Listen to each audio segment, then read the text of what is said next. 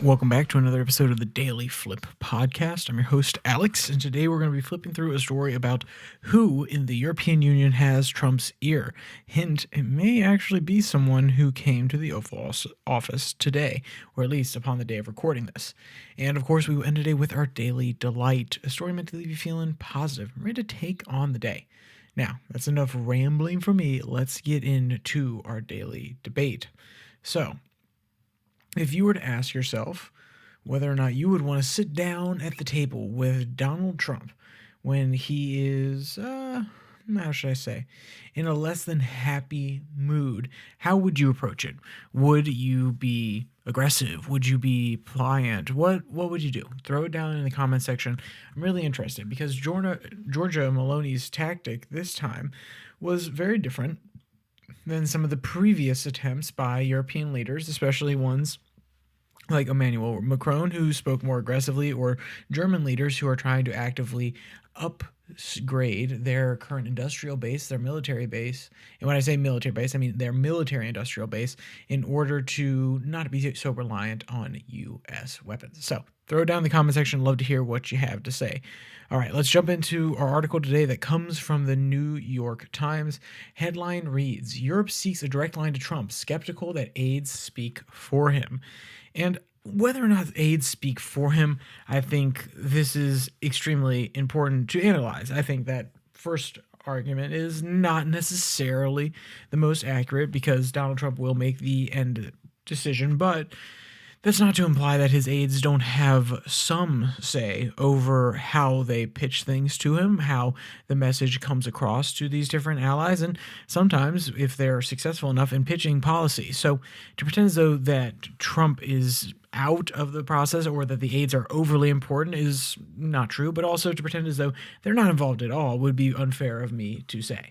So let's actually read one of the first two paragraphs here. Quote, Mr. Trump is the ultimate decision maker and far from a predictable one. So in the first 3 months of this presidency, getting through to the president himself is the Europeans' goals. Some have succeeded, including Prime Minister Giorgia Maloni of Italy, who is expected to meet with him at the White House on Thursday. And that was obviously today as of recording, and yesterday as of this episode going live. The next paragraph is even more important, in my opinion. Quote, what is most confusing, European officials say, is that the most efficient interlocutors are not traditional diplomats working through institutions, but special envoys and advisors like Elon Musk.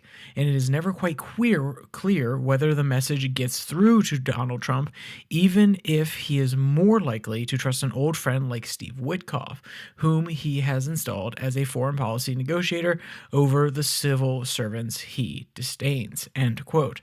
So this question of whether or not the message gets back to Donald Trump, whether or not actually speaking to the people that say they're representing him, will it actually help out any of their situations? I think that it is far beyond the pale to say that, they're currently blocking Trump from hearing these messages. No. Most people, like Britain and France, they specifically point these two out in this article, saying Keir Starmer and French President Macron is able to actually get Trump on the phone. So if you call his direct line, or at least you make efforts to get on his schedule, he's not going to totally block you out. And even if you do get stonewalled by aides, like Maloni actually did. Maloni's been trying to get on his books for a while now and he's been trying to set up this meeting for basically an entire month. The point being is he will accept you and he will at least talk to you. Now, you're not going to like what he's saying most of the times, especially when it comes to these tariffs, but he is open to these sort of conversations. And that is why when Maloni is coming in here, this is probably the breakthrough moment for the EU. A lot of the people who have been in the Oval Office so far have been internal members of his cabinet, for the sit-down interviews that he does in the Oval Office, or they have been leaders from East Asia or Bukele from South America. Very rarely have we seen a sit-down press conference with members from the EU. Some of them have been, standing press conferences, the old-fashioned style. Modi got at least a sit-down interview from what I remember. And sorry, if I said Maloni, I meant to say our good friend Modi from India got a sit-down interview with President Trump, and he also got time with Elon Musk, as Elon Musk was there in town with his children and wanted to talk to him about different policy proposals. So the point being that he has opened up this forum and has not really let in many Europeans, or at least has not sat down with them. Maloney seems to be the first one that's gotten a serious talk with him, at least had lunch before even this press conference started, which means they're able to talk about possible trade exemptions where the Italian industries and possibly EU industries, since the EU economy and the Italian economy are naturally intertwined, where they can work together to get this. And that's why people are looking to Maloney to be the inroad for other people to come talk to Donald Trump. Now, let's be clear.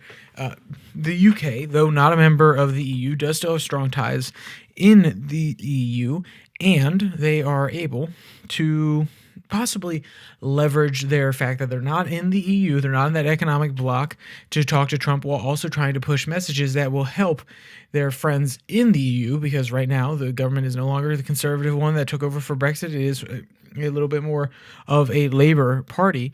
And they can possibly say, hey, we're going to be the inroads. We're going to be the stopping point.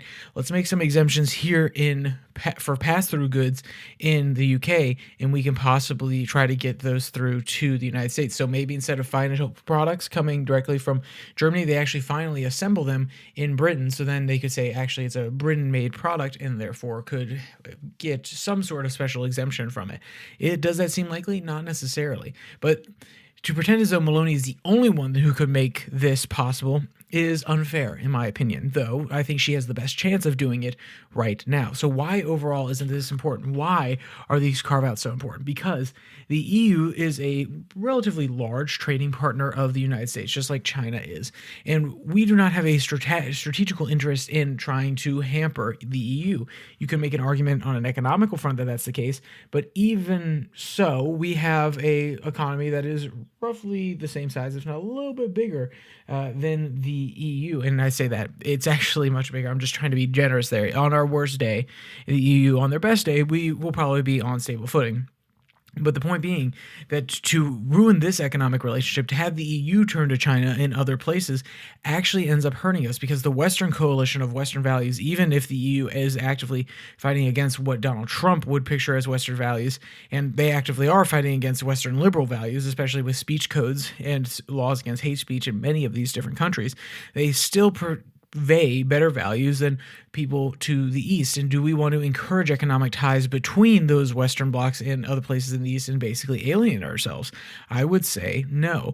So if Maloney can actually get in here and try to chip away, try to break open the floodgates and allow for the EU to wiggle its way in to get some exemptions, and actually it could be even better if they are seen as some of the only countries to get exemptions, minus maybe some places in East Asia. And let's be clear, I'm totally against the tariffs, so I think it'd be great if you just ripped them away, and you could probably keep going on with China. You could find a justification with that. I think most people would still be upset with that. I actually think that's going to hamper our industries that we want to compete with China. But hey, if I'm going to have to make a middle ground deal, it's take the tariffs off everywhere else, encourage economic flourishing between all of these other places, and try to make sure that China is the odd man out, not the United States. So Maloney being here and actually having the respect of Donald Trump to some point, being a leader who's considered the far right in Italy, who actually won in a very populist moment like Donald Trump did, there is room to sit down and actually have productive conversations. Now,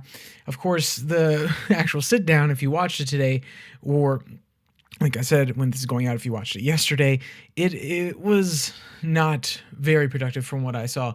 Maloney made her talking points, Trump made his talking points. Obviously, most of the real negotiations, most of the possible exemptions, and describing what the issues are with the policy are going on behind closed doors. But hey, we got to give him credit for at least getting out there, for at least accepting someone from the EU. And you got to give credit to Maloney for explaining why it's not just because she did at one point explain that it's not just Italy she's worried about, it's the other partners in her economic bloc that need to at least be considered when going through and making exemptions and possibly changing tariff policy. So you know what? Good for her. Even if she could just be there to serve her own interest, she is at least trying to how should I say, verbally reaffirm her commitment to the EU and her participation in the member bloc. So, with that said, let's actually jump into our daily delight. This one comes from our friends at Dog Time. Headline reads, Foster dog is the calmest during bath in viral video. And this guy, absolutely adorable. He has his little bubble bath witch hat on top of his head. He honestly doesn't look pleased. I don't know if it's the wet fur that accentuates his features in a certain way, or it's just that he is actually sad while he's doing it. But the point being, he does not look happy to be being harassed by his owner is probably the best way to put it. So if you want to go read that article, have a little smile on your face, have a little laugh from the article, it will be linked in the description below, that like and subscribe button. Also down there, you can find the podcast on Spotify, Pocket Cast, Podvine, as well as the Twitter handle at Your Daily Flip, where I post links to these episodes on Monday, Wednesday, Friday, and the international news segment 6 and 6 that comes out on Tuesday and Thursday. So with all that said, there is only one more thing to say. Stay safe, don't die.